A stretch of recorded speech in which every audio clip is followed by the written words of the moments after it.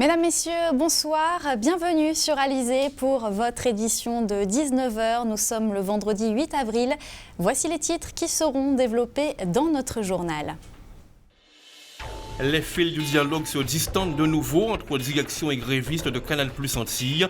Les deux parties se renvoient la responsabilité d'une impasse qui dure depuis plus de 5 semaines. Après avoir été délogés par les forces de l'ordre hier, les riverains de Pliane, opposés au projet de construction de logements sociaux dans leur quartier, sont revenus sur place. Le dialogue est ouvert avec la mairie du Gosier. Les représentants des chefs d'entreprise ont fait part de leurs attentes aux candidats à la primaire des Républicains et du Centre. Alain Juppé a écouté et avancé quelques propositions. Le journal, Aurélie Ronze. Et notre invité ce soir, Luc Adhémar, maire de Gourbert. Nous évoquerons avec lui le projet du centre commercial de Valcanard, un projet qui fait débat. Mais avant, nous allons parler de l'actualité sociale avec la grève à Canal+, Canalsat Antilles, un mouvement qui dure depuis le 2 mars dernier. En cause, le licenciement d'une salariée que le syndicat juge abusif. Les deux parties, direction et syndicat UTT-UGTG, s'étaient rencontrés en début de semaine pour négocier une fin de conflit. Alors, où en est-on aujourd'hui? On fait le point tout de suite avec Anne-Elisabeth Artsen. Après plus d'un mois de ce conflit qui oppose la direction de Canal+ au syndicat UTT-UGTG, la situation semble toujours aussi tendue entre les deux parties. Selon le syndicat, la direction s'était engagée dans la semaine à réintégrer la salariée, ce que réfute la direction. Et pendant qu'hier, nous décidons justement de mettre toutes les chances d'un côté en nous et de laisser réfléchir, le temps de réfléchir, et bien nous avons constaté que pendant que nous attendons, et bien nous avons organisé la communication à eux et dit que des réemploi à Canal+, eh bien, il n'y a pas jamais parlé de ça, il n'en a jamais été question. De deux propositions de réemploi dans d'autres sociétés, eh bien, c'est carrément impossible. Et de trois, indemnisation que nous demandons longtemps trop élevée. Parce qu'on a réussi à trouver un accord sur 4 des 5 points de la plateforme. Donc il subsiste ce point difficile sur le cas du licenciement. Donc on est retourné à leur demande à la table de médiation ce mardi.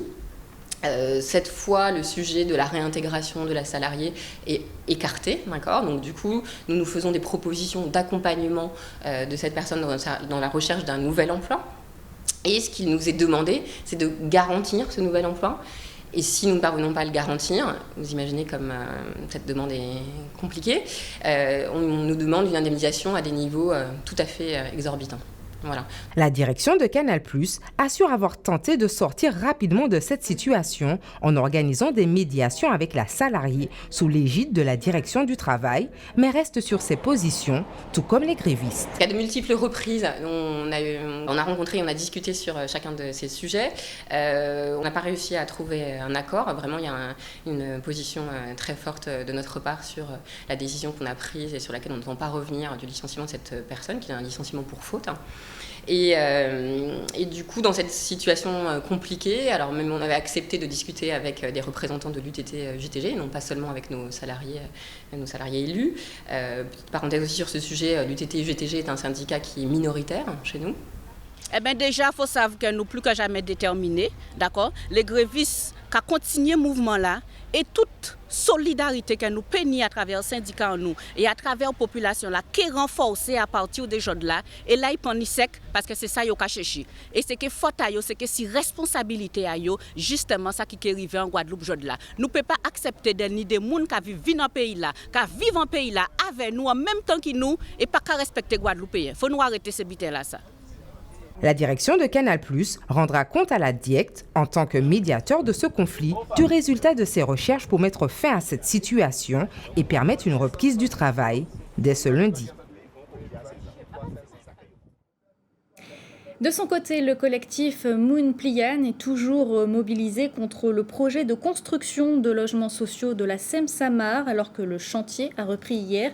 Une réunion avait lieu en fin de matinée entre le collectif et le maire du Gosier.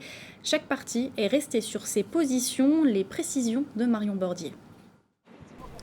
Le collectif de riverains de Pliane reste mobilisé contre le projet de construction de 90 logements sociaux après l'intervention hier des forces de l'ordre qui ont libéré le chantier. Des policiers et des gendarmes étaient aujourd'hui encore présents afin de veiller à ce qu'aucun débordement n'ait lieu. Une voiture sur le toit et des pneus trônaient devant le chantier, mais la protestation s'est déroulée dans le calme. Lorsqu'on entend les politiques dire non à la violence, je leur dis la plus grande violence qu'il y a, c'est cette violence que nous subissons à Pliane maintenant. La famille Molia subit à Pliane maintenant. En plus de mettre en avant l'absence de réseau d'évacuation des eaux usées, les opposants au projet ne comprennent pas la reprise du chantier, alors qu'en février dernier, le tribunal administratif, saisi par la famille Molia, avait ordonné son arrêt. La raison ? Le dépassement de validité du permis de construire de 3 ans. Je ne sais pas si les institutions connaissent très bien qu'est-ce qu'on appelle un type de propriété. Le seul type de propriété qui est valable, c'est le type de M. Molia. Et ils peuvent le présenter à n'importe quel moment. Lorsque nous constatons nous sommes en face de délinquance judiciaire, nous disons non. Nous allons nous battre jusqu'à ce que nous entrons en possession de ce terrain-là. C'est inadmissible qu'on trouve la Seine-Saint-Marc sur ce terrain-là et qui n'a pas de type de propriété. Le 31 mars, le maire avait annoncé la reprise des travaux réalisés par la Seine-Saint-Marc à la suite d'un jugement du tribunal. L'heure est aux négociations avec le maire de Gosier. La direction de la Seine-Saint-Marc nous réclame le dialogue. Comme vous venez de le constater, on a rendez-vous à 11h avec le maire. La question, il nous réclame de laisser fonctionner le chantier et on vous rencontre. Pour préambuler, ce n'est pas compliqué. Pour nous, c'est que le maire soit là. On vient de nous confirmer, le maire est là. Des négociations qui pour le moment n'ont rien donné, la mairie et le collectif ont tous deux campé sur leur position. Une autre réunion est prévue mardi prochain afin de tenter de trouver un accord. Ouvrons notre page politique. Le président du conseil régional, Harry Chalus, a rencontré aujourd'hui à Paris le ministre des Sports, Patrick Caner, ainsi que le secrétaire d'État au sport, Thierry Braillard. Plusieurs points ont été évoqués, notamment la Coupe Davis. Le coût supporté par la région s'est élevé à 3,5 millions d'euros. Les deux ministres ont concédé que son coût avait été sous-estimé et se sont engagés à compenser de 2,5 millions d'euros ce surcoût. Par ailleurs, le déficit d'équipements sportifs en Guadeloupe a été pointé du doigt lors de cette rencontre. Un rapport sera disponible en juillet pour savoir quelles infrastructures financer. Politique toujours avec la suite de la visite d'Alain Juppé en Guadeloupe. Après être allé hier dans la région de Basse-Terre, notamment à Capesterre-Belle-Eau, l'ancien Premier ministre et candidat aux primaires Les Républicains a rencontré aujourd'hui le monde économique guadeloupéen. Il avait notamment rendez-vous ce matin avec des chefs d'entreprise au WTC de Jarry. Ces derniers ont fait part de leurs nombreuses doléances. Jacques Damprobe a assisté à ces échanges. L'exercice n'est pas nouveau, c'est presque un éternel recommencement. Tous les secteurs d'activité sont représentés. De la grande à la très petite structure, les chefs d'entreprise sont venus exposer leurs attentes et leurs espoirs auprès du candidat à la primaire des Républicains et du centre. Tour à tour, les orateurs se succèdent, les interrogations et les doutes se ressemblent. En matière de charges sociales qui sont trop lourdes, même si il y a des exonérations, il faut prendre en compte le système de formation vis-à-vis des chefs d'entreprise qui ne peuvent pas accueillir dans de bonnes conditions les apprentis. Il faut revoir tout ça. 80% des entreprises guadeloupéennes comptent moins de 20 salariés. Les plus fragiles souffrent notamment des délais de paiement des collectivités territoriales. Mais les chefs d'entreprise n'ont pas que le larme à l'œil, ils ont aussi des propositions à formuler. Aujourd'hui, nos entreprises ne trouvent pas d'accompagnement financier suffisant à leur développement. Aussi, je prends un exemple, quand il s'agit de commander une marchandise en métropole, nous, on est obligé de faire des stocks de 3 mois. Or, en métropole, c'est 48 heures. Donc, et ça, on ne trouve pas d'accompagnement pour financer les besoins de stock que nous avons chez nous. Donc, nous proposons des solutions. Et particulièrement de manière à ce que nous puissions bénéficier de l'assurance crédit. Et une des solutions, pour vous donner un exemple, c'est le groupement d'achat, effectivement, en termes de coopérative financière d'achat. Alain Juppé a écouté et pris note. Il a même avancé quelques propositions d'ordre général, la baisse des charges, la création d'un CDI sécurisé et le paiement des marchés publics qui serait avancé par la Caisse des dépôts et consignations. Mais Juppé, ce n'est pas le Messie. Il faut que le territoire lui-même construise son plan de développement économique avec la solidarité de l'État, avec également la solidarité de Bruxelles. Je me suis engagé là aussi à revoir ou à obtenir une révision rapide et rétroactive de ce qu'on appelle le règlement général d'exonération par catégorie, RGEC, voilà, qui est un dispositif qui néglige totalement les réalités de ce territoire et risquerait de remettre en cause toute une série d'aides sans lesquelles cette économie ne peut pas fonctionner. Alain Juppé ne sera pas le dernier candidat à se présenter devant les représentants des chefs d'entreprise guadeloupéens, mais il semble tout de même avoir recueilli un avis très favorable. Et après les chefs d'entreprise, on va parler des commerçants de Basse-Terre qui ont présenté en début de semaine les conclusions d'une étude concernant le futur centre commercial de Valcanar à Gourbert. Pour faire simple, ils y sont opposés. Bonsoir Luc Adémar. Bonsoir Alizé. Vous êtes le maire de Gourbert, alors on va parler évidemment de ce projet dans quelques instants.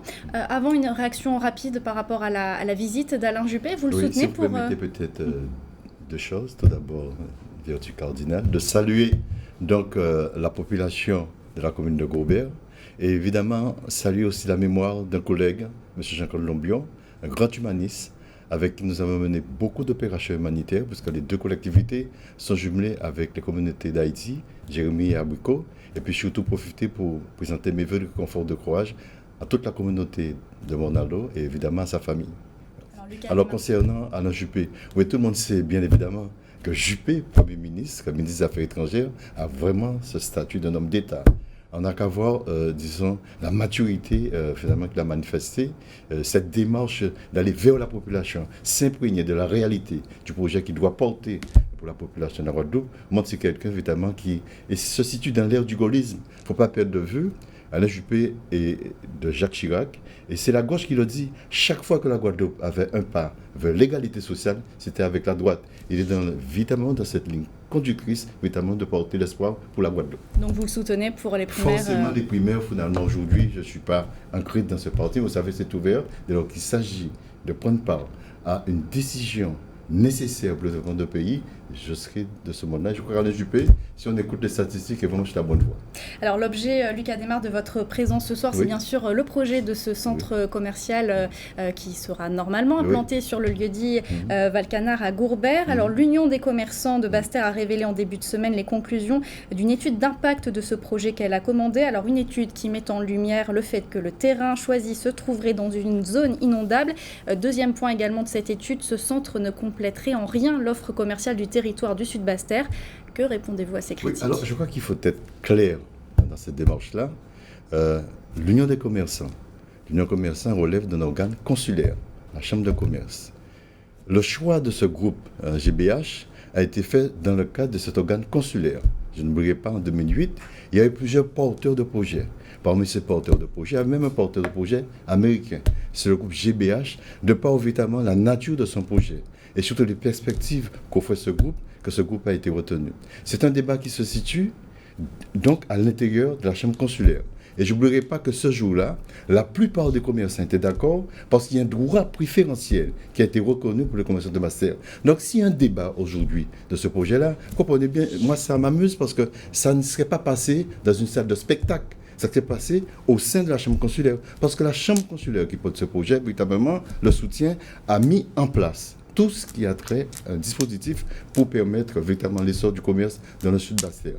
Ce que je voudrais tout simplement ajouter à ce niveau-là, c'est que sur le plan de tout ce qui a trait au règlement d'urbanisme, ça c'est l'action politique. Pourquoi Gourbert intervient ? Gourbert intervient pourquoi ? Parce que c'est le hasard qui veut que Gourbert soit un lieu stratégique de développement du Sud Basse-Terre et que ce terrain se trouve sur le territoire de Gourbert, à l'entrée du Sud Basse-Terre.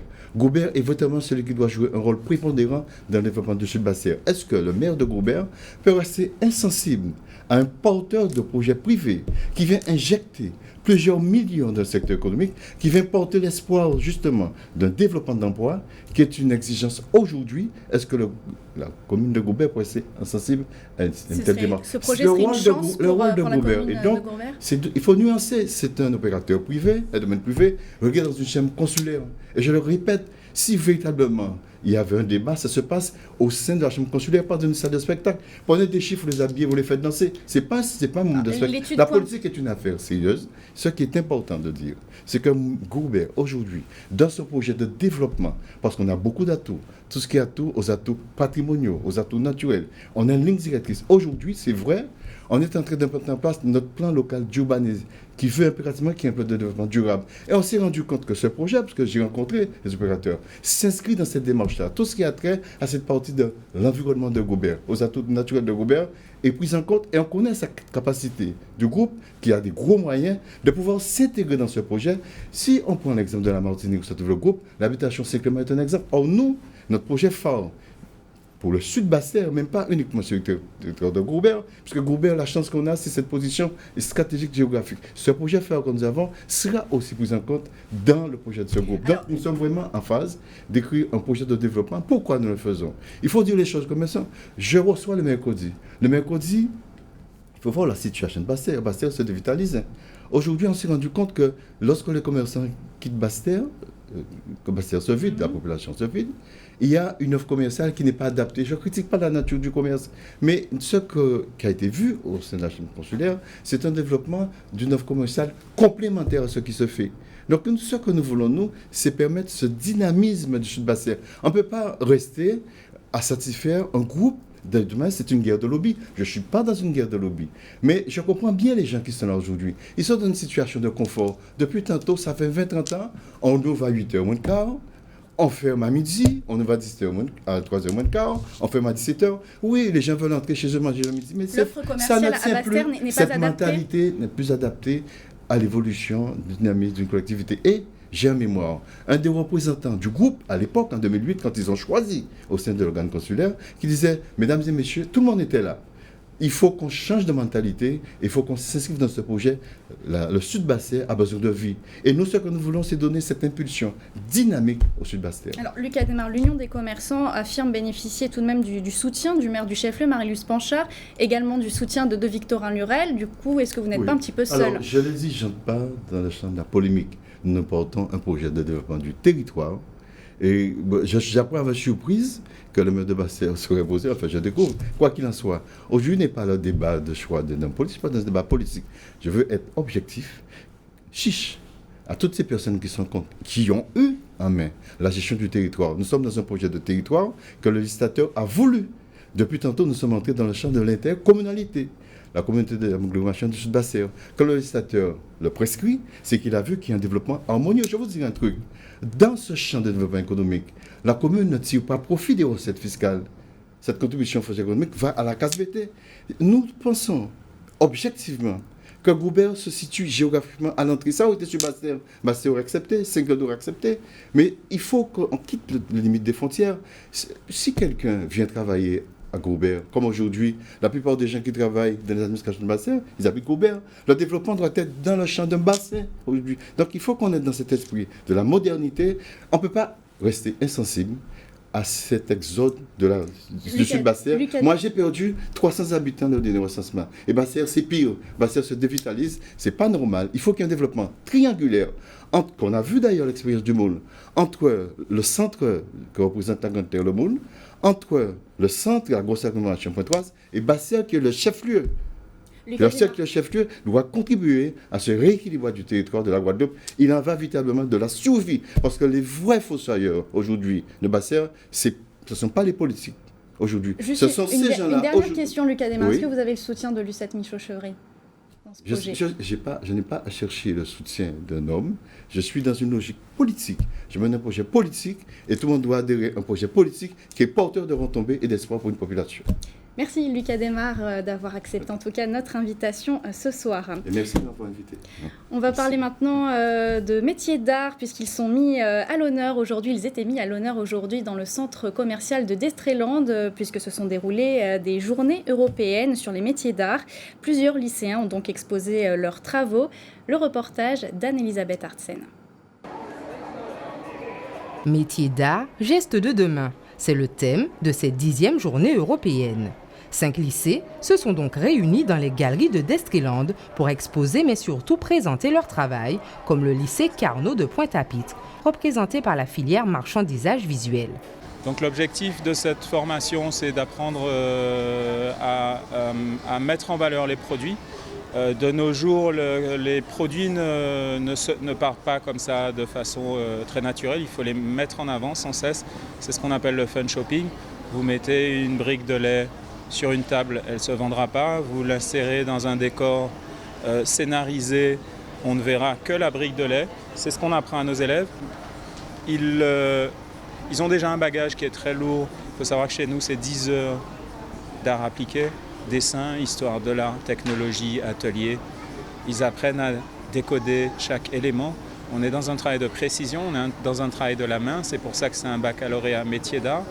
On parle souvent d'intelligence de la main. Autre travail de précision, celui de la bijouterie.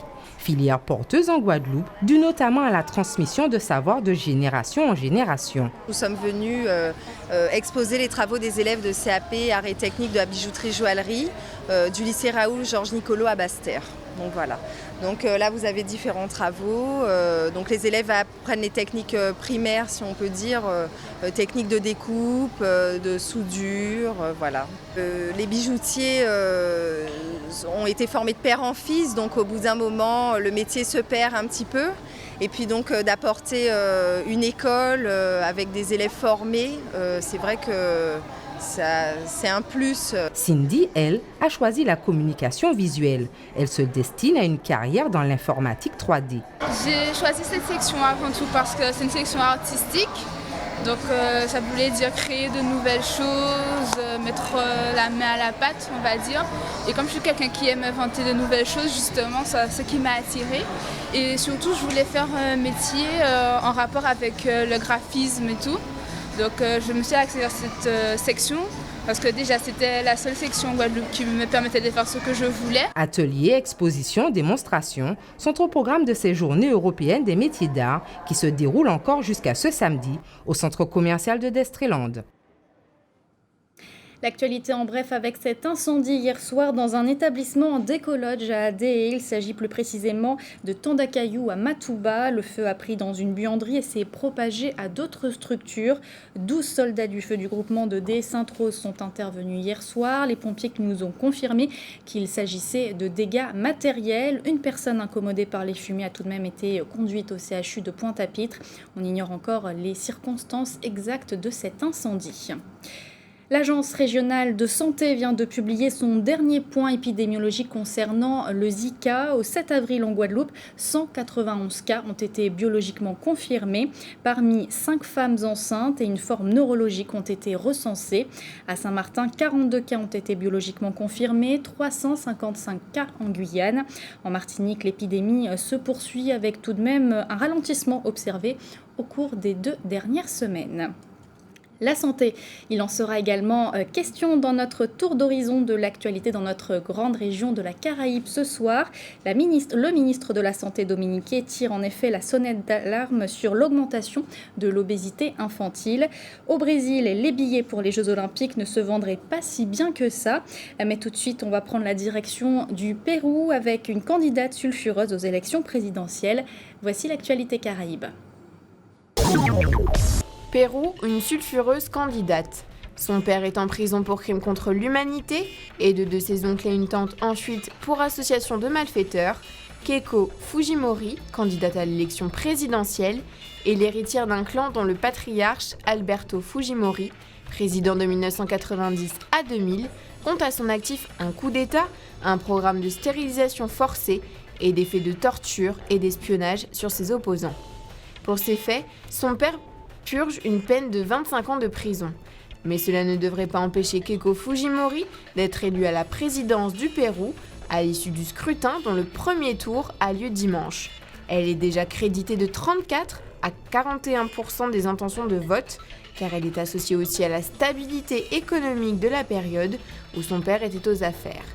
Résultat ce dimanche au Pérou. À seulement 4 mois de l'ouverture des Jeux Olympiques à Rio de Janeiro, entre le 5 et le 21 août, les ventes des billets ne décollent pas. Seulement la moitié des billets a été vendue à ce jour et seuls 12% des billets pour les Paralympiques ont trouvé preneur. La portée symbolique des Jeux 2016, il s'agira des premiers JO d'été organisés en Amérique du Sud. Et les intenses préparations du pays à cette compétition, financée à 57% par des fonds privés et à seulement 43% par des ressources publiques, n'ont pour le moment pas suffi à motiver la population. Mais depuis la désignation de Rio en 2009 pour accueillir les Jeux, le Brésil a été secoué par plusieurs crises importantes. Le pays fait aujourd'hui face à une forte récession et le gouvernement est paralysé par une crise politique sans précédent. La présidente Dilma Rousseff est menacée de destitution. Le pays doit faire face à une épidémie de Zika qui touche déjà plus de 1,5 million de Brésiliens. Contexte tendu donc, qui n'incite pas à l'euphorie de la fête olympique. Le ministre de la Santé, le Dr Kenneth Darroux, a exprimé son inquiétude sur la question de l'augmentation de l'obésité infantile en Dominique. Dans une allocution donnée à l'occasion de la Journée mondiale de la santé, le ministre informe que le diabète est l'une des plus grandes urgences de santé mondiale du XXIe siècle et que l'obésité chez les enfants et aussi chez les adultes à la Dominique augmente à un taux alarmant. Le docteur Darroux précise que l'obésité chez les enfants de moins de 5 ans a augmenté de 9% depuis 2009 et que 10% des adolescents de 13 à 15 ans sont obèses.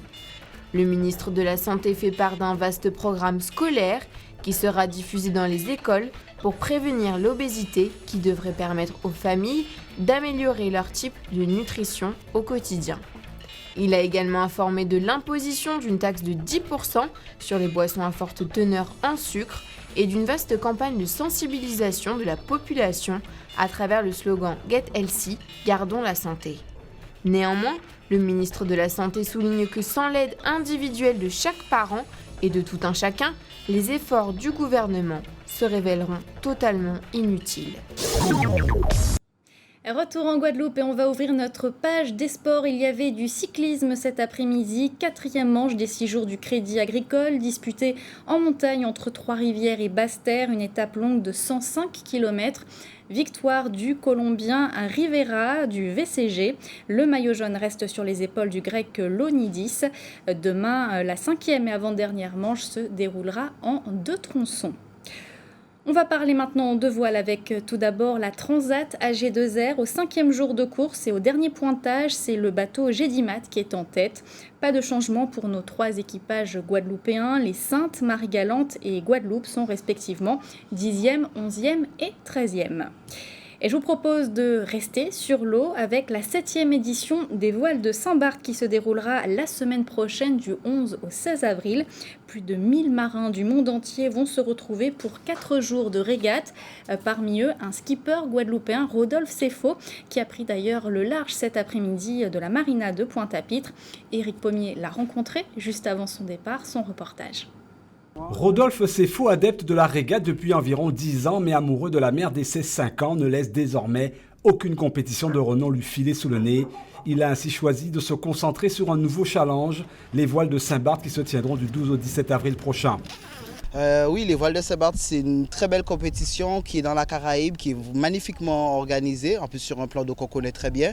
Et c'est vraiment une occasion pour nous, mon équipage et moi-même, de pouvoir nous confronter à des marins très expérimentés, internationaux, qui sont quand même assez forts. Il y a des marins de la Coupe de l'Amérique avec des bateaux relativement récents, comme le Maxi 100 pieds Comanche. Donc c'est une occasion pour nous, pas très loin, de pouvoir nous confronter à ces concurrents de qualité. Ce navigateur au large et en solitaire sera à sa 5e participation, mais cette fois il sera en équipage avec une dizaine de coéquipiers à bord pour donner le meilleur du potentiel de son bateau. Rodolphe Seffo y est devenu un concurrent affûté, résultat de l'an dernier, 5e sur une vingtaine de concurrents.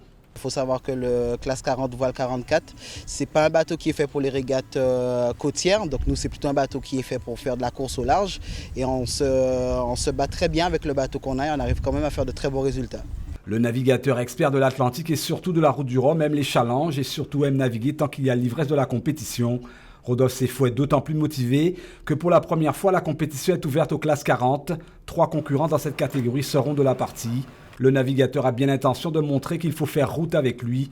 Dans l'après-midi, Rodolphe Seffo s'apprêtait à larguer les amarres du quai de Pointe-à-Pitre, direction Saint-Barthélemy. soit environ 20 heures de navigation.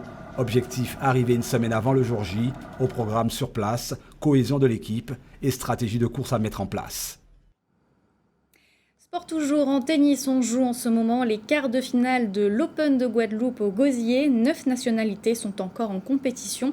Malheureusement, plus de Guadeloupéens puisque Gianni Mina s'est incliné hier soir en double face aux Américains Krajicek et Kruger. En football, début ce soir de la 22e journée de DH, l'Amical Club de Marie-Galante reçoit le CSM, un match qui se déroule à partir de 20h30 à Bémao. De son côté, le Sirocco Les Abîmes affronte le Red Star de Pointe-à-Pitre, match également à 20h30 aux Abîmes. Avant de se quitter, jetons un rapide coup d'œil sur vos prévisions météo pour demain matin en Guadeloupe. Comme vous le voyez, de belles éclaircies au programme. Les températures seront comprises entre 25 et 27 degrés. C'était le journal d'Alizé. Merci de votre fidélité. Dans quelques instants, vous allez retrouver votre rubrique sportive quotidienne Minute Sport, suivie du journal de TF1. Et puis vous retrouverez votre émission hebdomadaire Télescopie. Jean-Luc Icard reçoit ce soir José Toribio, secrétaire général du Parti socialiste guadeloupéen. Jean-Luc Icard que vous retrouverez également demain dès 12h30 pour toute l'actualité locale et régionale. L'information, je vous le rappelle, qui continue sur notre site internet www.alizé.com. Très bonne soirée et très bon week-end sur Alizé.